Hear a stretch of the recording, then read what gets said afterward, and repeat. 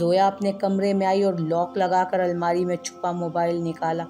اسے آن کیا تو سامنے ہی حازم کا میسیج تھا۔ یا اللہ، یہ لڑکا بھی نہ پتہ نہیں کیا ہوگا، اسے کیوں سمجھ نہیں آتی؟ گاؤں میں کام کرنے کا فائدہ نہیں، نقصان ہوگا۔ ہم کسی بھی چھوٹی سی غلطی پر پکڑے جا سکتے ہیں۔ وہ موبائل کو آف کر کے الماری میں رکھ کر کمرے سے نکل کر سیدھی کچن کی طرف گئی۔ ٹی وی لاؤنج سے بہت سی آوازیں آ رہی تھیں۔ زویا اپنے کان لگائے سننے کی کوشش کر رہی تھی اور ساتھ ہی برتن بھی دھو رہی تھی۔ وہ سب التمش کی آج کی حرکت کے بارے میں بات کر رہے تھے۔ ماجد بھی آ گیا۔ حازم تو سب مردوں کے ساتھ ہی بیٹھ گیا۔ دعا نائلہ کے ساتھ اس کے کمرے میں آ گئی۔ زویا مردوں کو چائے دے کر پلٹ گئی۔ اس نے حازم کی طرف ایک بار بھی نہیں دیکھا۔ کچن سے 3 کپ چائے لے کر وہ نائلہ کے کمرے کی طرف بڑھی۔ حازم تو اس کی ناراضگی کا سوچ کر ہی پریشان ہو گیا تھا، اور سب سے برا اسے زویا کے کپڑوں کو دیکھ کر لگا، جو کہ بہت پرانے اور خراب لگ رہے تھے۔ سائیں، یہ کیا کر رہے ہیں؟ پانی بہت ٹھنڈا ہے۔ گل خان التمش کو قمیض اتارتے دیکھ کر بولا۔ التمش بنا گل خان کی بات سنے بڑے سے ٹیوب ویل میں چھلانگ لگا گیا۔ مغرب کا وقت ہو رہا تھا، سردی بڑھ رہی تھی، پر یہاں کسے پرواہ تھی؟ وہ تو اپنے اندر کی آگ کو بجھانا چاہتا تھا، اور ٹھنڈے پانی میں تیرنا ہی اس کے غصے کو شاید کم کر سکتا تھا۔ 1 گھنٹہ پانی میں رہنے کے بعد وہ ٹیوب ویل سے باہر نکل آیا۔ سائیں، آپ کو ایسا نہیں کرنا چاہیے تھا، آپ بیمار پڑ سکتے ہیں۔ وہ التمش کو قمیض پہنتے دیکھ کر بولا اور بھاگ کر لکڑیاں اکٹھی کر کے آگ جلانے لگا۔ گل خان، رہنے دو، میں ٹھیک ہوں۔ وہ اپنے بالوں میں ہاتھ پھیرتے بولا۔ سائیں، کیا بات کر رہے ہیں؟ آپ یہاں بیٹھے، میں چائے لے کر آتا ہوں۔ وہ التمش کو بیٹھنے کا بول کر خود ساتھ بنے چھوٹے سے کمرے میں گیا، جہاں ایک چھوٹی سی چارپائی رکھی تھی، تو دوسری طرف ایک چھوٹا سا کچن بنا ہوا تھا، جہاں گل خان خود رہتا تھا۔ کیونکہ رات کو ڈیرے پر کسی نہ کسی کا رہنا ضروری تھا، تو گل خان نے اپنا کمرہ بنا لیا تھا۔ وہ جلدی سے 2 کپ چائے بنا کر التمش کے پاس لے آیا۔ التمش وہاں رکھی چارپائی پر بیٹھا۔ گل خان نے چائے دی تو اس نے بنا کچھ بولے پکڑ لی۔ گل خان پاس پڑے موڑھے پر بیٹھ گیا۔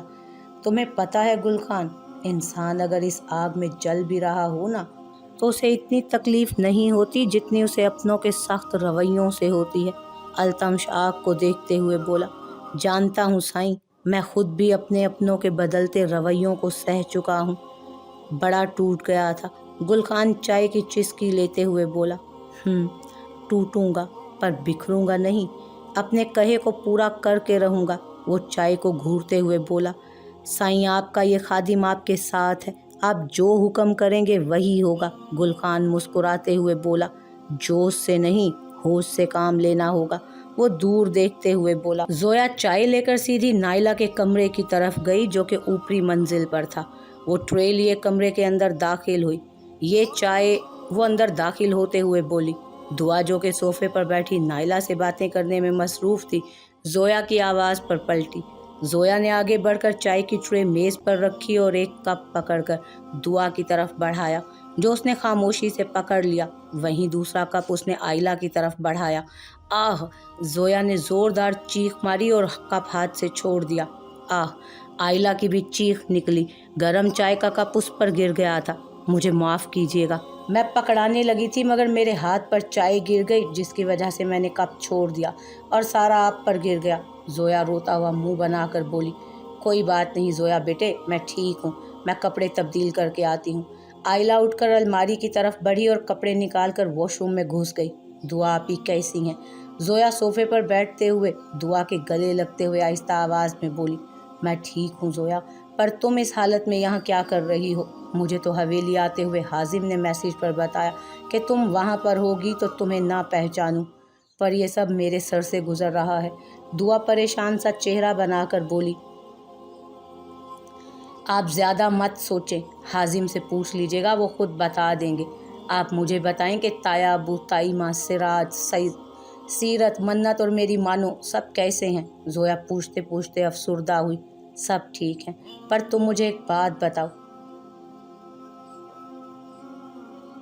سراج نے تو کہا تھا کہ تم پچھلے 1 سال سے لندن میں ہو، ڈاکٹری پڑھ رہی ہو، تو یہ سب کیا ہے؟ دعا ابھی بھی اسی کنفیوژن میں ہی اٹکی تھی۔ آپ یہاں کچھ مت بولیں، کوئی سن لے گا۔ نائلہ آپی اندر ہی ہیں، آپ حازم سے پوچھ لیجیے گا، وہ بتا دیں گے۔ जोया उसे चुप करवाते हुए बोली। दुआ ने सर हाँ में हिला दिया। मानो तो बड़ी हो गई होगी, वो रोती तो नहीं कहीं? वैसे साल हो गया है, भूल ही गई होगी मुझे, वो सोचते हुए बोली और आखिर में फिर अफसुर्दा हुई। अरे ऐसी बात नहीं है, ये देखो, मैं उस दिन सिराज के साथ घर गई थी तो तुम्हारे कमरे में तुम्हारे बेड पर सोई हुई थी। वो रोज़ वहीं सोती है, आखिर तुम्हारे साथ 5 साल रही है।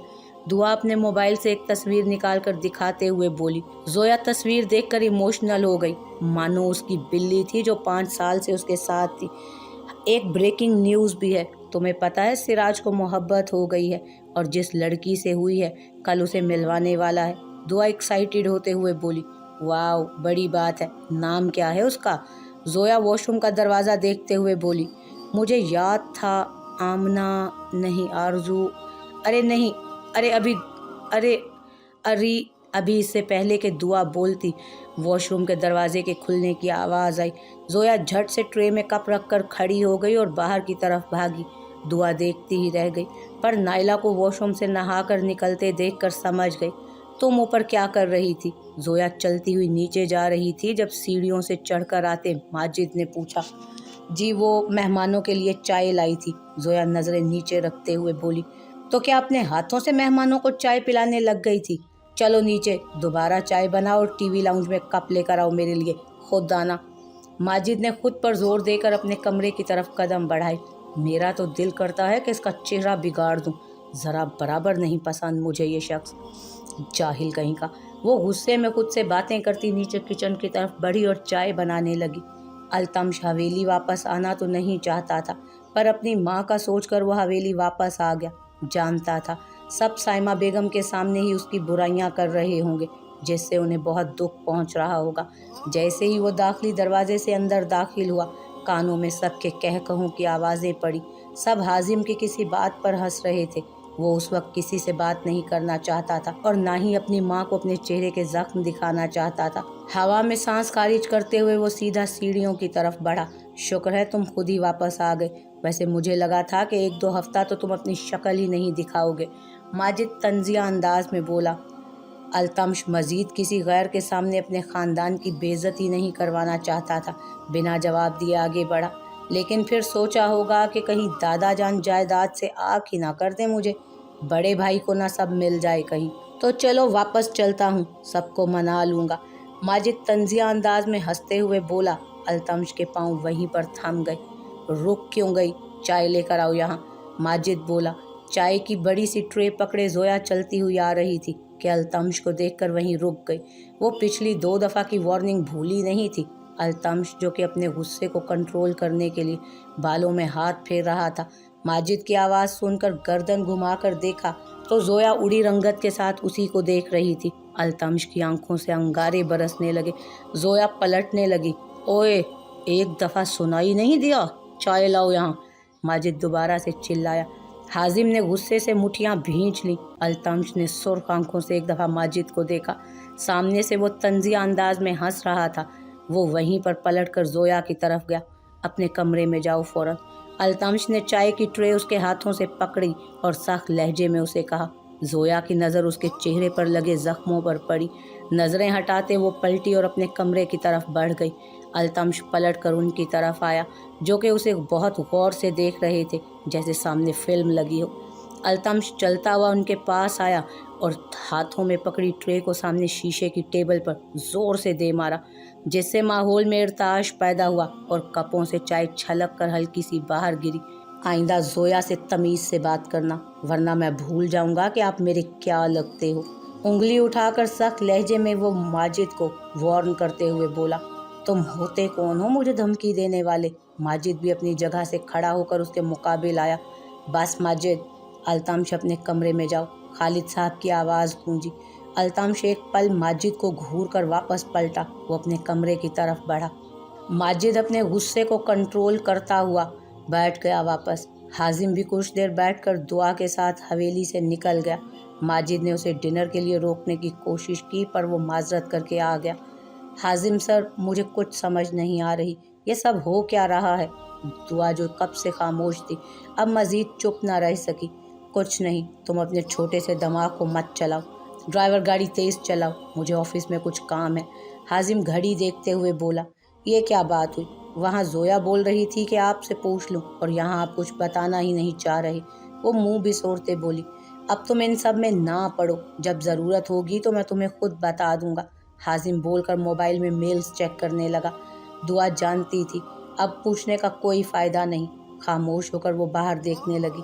जोया डिनर लगाने के लिए कमरे से बाहर निकली थी। डिनर के बाद उसने सारे बर्तन साफ किए। ना चाहते हुए भी उसे ये सारे काम करने पड़ते थे।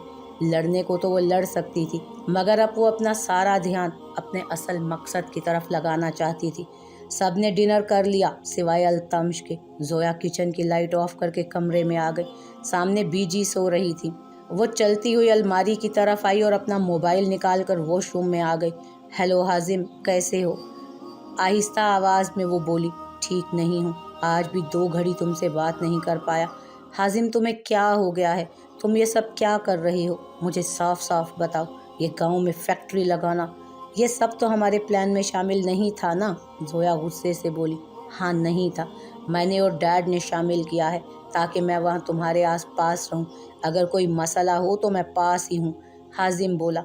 वाह, बहुत अच्छे। और तुम्हें क्या लगता है अगर तुम बिला वजह बार बार इस हवेली में आओगे तो क्या किसी को शक नहीं होगा? इसीलिए तो माजिद को अपना दोस्त बनाया है ताकि बआसानी वहाँ पर आ जा सकूँ, तुम्हारी एक झलक देख पाऊँ और वक्त ब वक्त मैं माजिद के दिल में अल्तमश के खिलाफ जहर भी डाल सकूँ। हाजिम मुस्कुरा कर बोला। व्हाट? हाजिम, हमारा टारगेट जहांगीर खान और खालिद खान है, ना कि अल्तमश और माजिद। मुझे उन सब से कोई लेना देना नहीं। जिन्होंने जुर्म किया है सज़ा उन्हीं को देनी है हमें। और अल्तमश तो अच्छा इंसान। शट अप जोया, खबरदार जो अल्तमश को अच्छा बोला। और टारगेट की बात तुम कर रही हो तो ये मत भूलो, सबसे पहले तुम ही अल्तमश को फंसाने का काम कर रही थी। वो मुलाकातें इत्तफाक नहीं थी, तुमने खुद क्रिएट की थी। और मैडम, ये आइडिया मेरा नहीं तुम्हारा ही था, बस इसमें शादी शामिल नहीं थी। बड़ी आई मुझे समझाने वाली। वो तंज़िया अंदाज में जोया को आईना दिखा रहा था। हाजिम मलिक, ये सब मैंने मकसद को पूरा करने के लिए ही किया है। किसी को झूठी मोहब्बत में फंसाना कोई जुर्म नहीं। और मैं जो दोनों में दरार डाल रहा हूँ वो गलत है। वाह जोया वाह। फाइन, मैंने ऐसा किया, पर तुम ये सब क्यों कर रहे हो? जोया चिढ़ सी गई थी क्योंकि उसने मेरी जोया पर नज़र डाली है और मुझसे ये सब बर्दाश्त नहीं हो रहा। तुम अभी भी उसके बारे में सोच रही हो। कभी मेरे बारे में भी सोचा है? अपनी मंगेतर और मोहब्बत को किसी और के नाम से जुड़े देखकर कितनी तकलीफ़ होती है मुझे। दिल पर छुरियां चलती हैं जब सोचता हूँ कि तुम्हारे नाम के साथ उसका नाम जुड़ा है। हाजिम चिल्लाते हुए बोला। फाइन, जो करना है ना वो करो। जोया ने कॉल काट दी और फिर मोबाइल ऑफ करके वॉशरूम से बाहर निकल आई। आज जो बातें हाजिम ने की थी उन सब ने उसे जिच कर दिया था। उसे सोचकर जोया को अपना आप बहुत छोटा लगने लगा। जब कमरे में घुटन महसूस हुई तो उसने अपने गिर्द दुपट्टा लेकर कमरे से बाहर निकलने में आफियत जानी। चलती हुई गार्डन की तरफ आई। पाँव में चप्पल निकालकर वो रात के उस पहर गीली घास पर चलने लगी। उसे वो सब याद आने लगा जब उसकी मुलाकात अल्तमश से हुई थी। वो सब उसका प्लान था। वो पिछले 1 साल से जुलेखा बी के घर रह रही थी। जुलेखा बी को सुल्तान मलिक ने पैसे दिए थे। उन्होंने गांव में ये बताया कि रोहान और जोया दोनों जुड़वा थे, पर उन्होंने अपनी बहन के कहने पर उसे जोया दे दी क्योंकि उनकी कोई औलाद नहीं थी। अब उनकी बहन का इंतकाल हो गया तो वो जोया को वापस ले आई। इसके बाद जोया उनके पास रहने लगी। आमना से उसकी दोस्ती यूं ही हो गई। उसने गांव में रहकर हवेली वालों के हर बंदे के मुतालिक सारी इन्फॉर्मेशन इकट्ठी की। उसे अल्तमश के बारे में हर चीज़ पता थी। वो कब डेरे पर जाता है, उसकी पसंदीदा नापसंदीदा हर बात उसे मालूम थी। उस हवेली में किसी गांव वाले को आने की इजाज़त नहीं थी। अल्तमश को अपनी मोहब्बत के जाल में फंसाने का प्लान जोया का ही था। वो जानती थी वो इतनी खूबसूरत है कि अल्तमश को अपना दीवाना बना सकती है, और अगर उसके दिल में जगह बनानी है तो कुछ अलग ही करना होगा जहाँ से वो उसकी नज़र में आए। और उसने वही किया। उसने उससे बहस करना शुरू की। उसे लगा कि इसी तरीके से अल्तमश उसके बारे में सोचेगा और ज़्यादा मुलाकातें होंगी तो शायद वो जो सोच रही थी वो पूरा हो जाए। इन सब में निकाह कहीं भी शामिल नहीं था। जब रोहान वाला मामला हुआ तब जोया ने जुलेखा से तब जोया ने जुलेखा भी को कमरे में ले जाकर यही समझाया कि वो ये निकाह करेगी और एक ख़त लिखकर उसे थमा दिया, जो उन्होंने बाद में सुल्तान साहब के पते पर पार्सल कर दिया। मैं जानती हूँ वो मुझसे मोहब्बत करते हैं, पर जो मैंने किया वो ठीक था क्या? वो चलते हुए सोच रही थी। ऑफ कोर्स सही था। तुमने बस अपने मकसद को हासिल करने के लिए कोशिश की थी, वो कौन सा पूरी हुई है? अल्तम से निकाह तो बाय चांस हुआ है। उसे उसके अंदर से आवाज़ आई, बिल्कुल ठीक, ये हाजिम पागल हो चुका है, बिला वजह अल्तमश पर वक्त ज़ाया कर रहा है। उसने अपने आप को तसल्ली दी कि उसने जो किया वो ठीक किया। तुम इतनी ठंड में बिना चप्पल और चादर के यहाँ क्या कर रही हो? वो चल रही थी जब उसे अचानक अपने पीछे अल्तमश की आवाज़ आई। कुछ नहीं, बस यूं ही अंदर घुटन सी हो रही थी तो सोचा बाहर आ जाऊं। जोया पलट कर बोली, जानता हूँ ये सब बहुत मुश्किल है, पर मुश्किलों से लड़ने की बजाय अगर खुद को नुकसान पहुँचाओगी तो हार जाओगी। तुम्हारी ज़िंदगी अचानक यूं बदल गई तो परेशान हो गई हो। अपने आप को तकलीफ़ देने से ज़िंदगी में कुछ हासिल नहीं होता, उल्टा इंसान खुद पहले से ज़्यादा टूट जाता है। अल्तमश आगे बढ़ा और उसके कंधे पर पड़ा दुपट्टा उठाकर अच्छे से उसके सर पर दिया और साथ ही उसके कंधों पर पड़ी अजरक की चादर को उसके कंधों पर ओढ़ा दिया। जोया यकटुक उसे देख रही थी। वो इंसान उसके लिए फ़िक्रमंद था जिसे वो कुछ दिन पहले यूज़ कर रही थी। ज़्यादा मत सोचो, सब ठीक हो जाएगा। बहुत जल्द मैं तुम्हें इस सारे अनचाहे रिश्तों से और वनी के टैग से आज़ाद करवा दूंगा, पर इसके लिए थोड़ा वक्त लगेगा। चलो शाबाश, अपने कमरे में जाओ और जाकर सो जाओ। वो उसके झुके सर को देखकर बोला। जोया अगले ही पल चप्पल पहनकर अपने कमरे की तरफ भागी। कमरे में आकर उसने लंबे लंबे सांस लिए। नहीं जोया, तुम्हें मजबूत रहना होगा। तुमने जो किया वो सब ठीक था और आगे भी जो करोगी वो ठीक होगा, वो अपने आप से बोली। हाँ बोलो, क्या मसला है? क्यों बार बार फ़ोन कर रही हो? माजिद खिड़की के पास खड़ा होकर फ़ोन पर बात कर रहा था। वही जो आप सुन रहे हैं, मैं माँ बनने वाली हूँ और बच्चा 2 महीने का है। आगे से रुबीना की आवाज़ आई। तुम्हारा दिमाग ख़राब हो गया है क्या? अभी के अभी अस्पताल जाओ और अबॉर्शन करवाओ, जल्दी। माजिद गुस्से से बोला। क्या अबॉर्शन? माजिद आप क्या बोल रहे हैं? ये हमारे प्यार की निशानी है, मैं ऐसा कैसे कर सकती हूँ? बिल्कुल नहीं, मैं अपने बच्चे को बिल्कुल नहीं मारूंगी, रुबीना रोते हुए बोली। तुम्हारा दिमाग खराब हो गया है क्या? तुम दुनिया की नज़र में कंवारी लड़की हो, अब बच्चा पैदा करोगी? माजिद को बिल्कुल समझ नहीं आ रही थी कि इस नई मुसीबत से कैसे निकले। उफ, आप मुझसे निकाह कर लें प्लीज़ माजिद, प्लीज़, वो रोते हुए बोली। उफ, मैं 2 घंटे में शहर पहुंच रहा हूं, फ्लैट पर पहुंचो तुम मेरे। माजिद ने बोलकर कॉल काट दी और पलटा। सामने आइला सायरा को गोद में लिए बैठी फटी आंखों से उसे देख रही थी। माजिद इग्नोर करके आगे बढ़ा। उससे निकाह कर लें, बच्चे को मारने का जुर्म मत कीजिएगा। नाइला ने कैसे बोला ये वही जानती थी। मेरे मामलात से ना दूर रहो और ख़बरदार अगर किसी को पता चला, 1 मिनट नहीं लगाऊंगा, चोटी से पकड़ कर इस हवेली से बाहर निकाल खड़ा करूंगा। माजिद गुस्से से बोलकर कमरे से निकल गया। पीछे भीगी आंखों से नाइला ने उसे जाते हुए देखा। तभी सायरा के रोने की आवाज़ आई तो वो अपनी आंखें साफ करके उसे चुप कराने लगी। कभी कभी ज़िंदगी वो इम्तहान लेती है कि जिसकी तैयारी हमने बिल्कुल नहीं की होती, और अगर वो इम्तहान मोहब्बत का हो और हो भी एक तरफा, तो इम्तहान देते हुए हल करते दिल फटता है। वाह, तुम तीनों मुझे लेने के लिए आए हो? वैसे तो मैं हूँ ही VIP, 3-3 लोग लेने आए हैं मुझे, दुआ चहचहाते हुए बोली। इतने तुम स्पेशल नहीं हो, मैं अकेला ही आने वाला था, पर इन दोनों ने छुपकर मेरी और अरीशा की बातें सुन ली तो मजबूरी में मुझे लेकर आना पड़ा। सिराज उसकी गलत फहमी दूर करते हुए बोला। भाईजान, क्या हमें हक नहीं है कि हम अपनी होने वाली भाभी को देख सकें? इतना जुल्म तो मत करें, सीरत ड्रामाई अंदाज में बोली। बहुत हक है, अब चुप करो। दुआ, आप ही जल्दी से गाड़ी में बैठो, देर हो रही है। मन्नत ने दुआ को खींचकर गाड़ी में बिठाया। सिराज ने गाड़ी आगे बढ़ाई। भाई, वैसे मुझे लगता है हमारी होने वाली भाभी एवं ही सी होगी, पता नहीं भेंगी हो, सीरत सोचते हुए बोली। जी नहीं, बहुत खूबसूरत है, एक दफ़ा देखोगी तो समझ जाओगी। पहली दफ़ा देखने पर ही वो मेरे दिल में उतर गई थी, सिराज खोए खोए से लहजे में बोला। आंख के पर्दे पर अरीशा का चेहरा लहराया। ओए होए, तीनों ने हूटिंग करते हुए कहा। अच्छा रहने दें, अब तो उस लड़की को मिलकर पूछना पड़ेगा कि भाई ऐसा क्या जादू कर दिया जो हमारा इतना सोना मुंडा तुम पर दिलो जान से मर बैठा। दुआ हंसते हुए बोली, आप ही सोना मुंडा, ये कैसी लैंग्वेज यूज़ कर रही हैं आप? मन्नत हैरानगी से बोली, वो मेरी एक दोस्त है जो पंजाबी बोलती है तो उससे सीखा। सिराज, अरीशा से मिलने के बाद मुझे तुमसे कुछ पूछना है, दुआ संजीदा अंदाज में बोली। आधे घंटे की ड्राइव के बाद वो सब रेस्टोरेंट पहुंच गए थे। अरीशा, मुझे समझ नहीं आ रही तुम्हारी कि हम पिछले 10 मिनट से यहाँ किसका बैठकर इंतज़ार कर रहे हैं। मारूख, जो अरीशा की इमोशनल ब्लैकमेलिंग में आकर उस वक्त वहाँ रेस्टोरेंट में बैठी हुई थी, अब काफ़ी चिढ़ चुकी थी।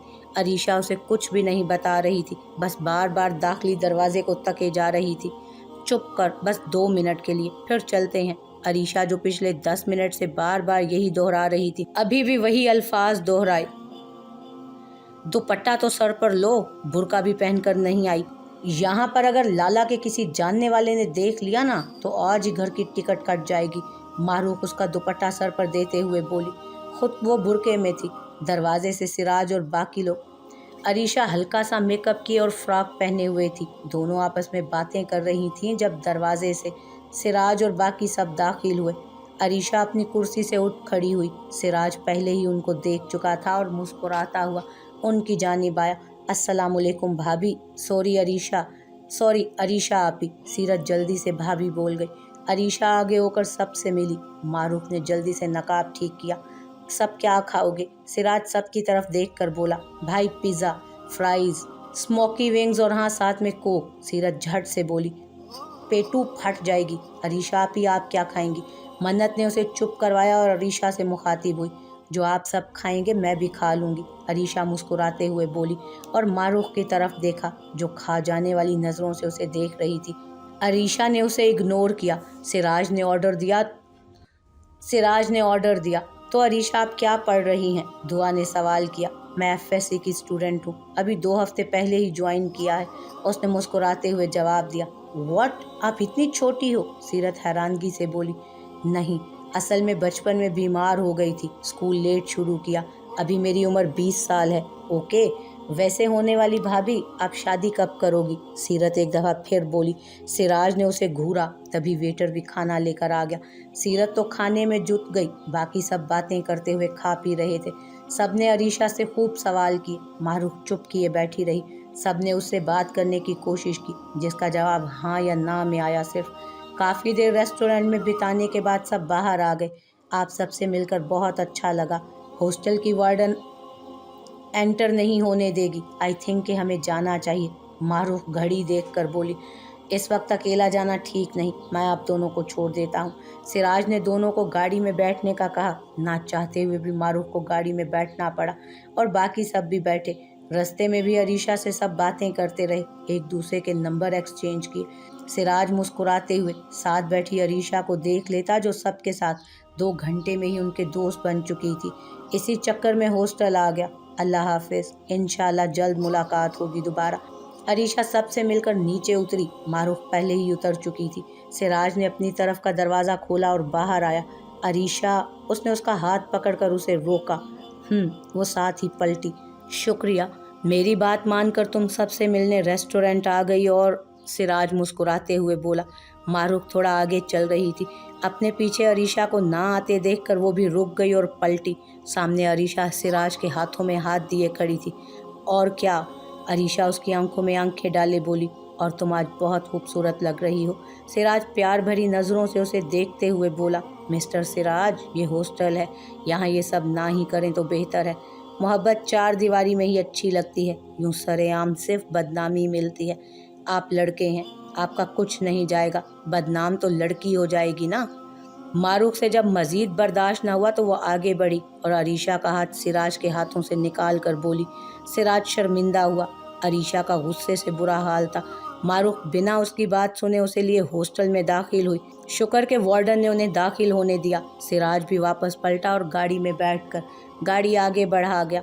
तुम्हारा दिमाग ख़राब है क्या? ये कोई तरीका है किसी से बात करने का?